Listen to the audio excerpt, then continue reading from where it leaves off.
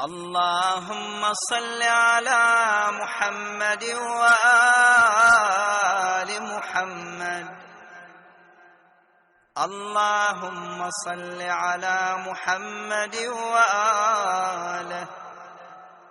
وهب لي الغداة رضاك، وأسكن قلبي خوفك، واقطعه عمن سواك، حتى لا أرجو ولا أخاف إلا إياك.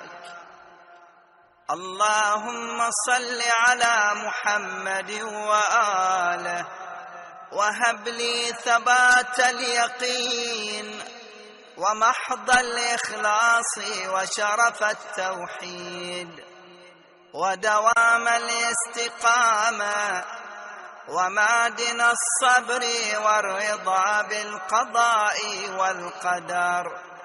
يا قاضي حوائج السائلين، يا من يعلم ما في ضمير الصامتين، صل على محمد وآله.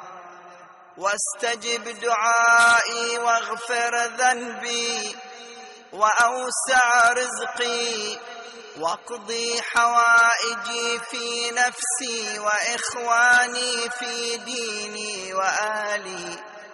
واستجب دعائي، واغفر ذنبي، وأوسع رزقي، واقضي حوائجي في نفسي وإخواني في ديني وأهلي.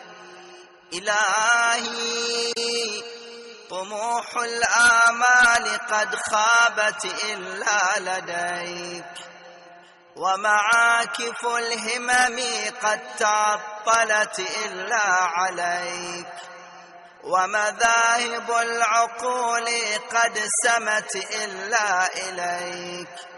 فأنت الرجاء وإليك الملتجأ، يا أكرم مقصود وأجود مسؤول. هربت إليك بنفسي يا ملجأ الهاربين،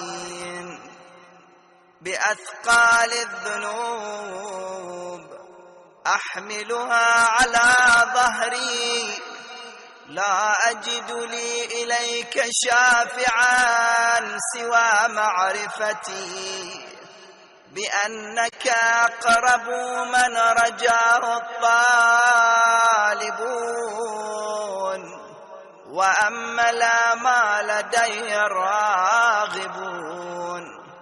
يا من فتق العقول بمعرفته، وأطلق الألسن بحمده، وجعل ما امتن به على عباده في كفاء لتأدية حقه.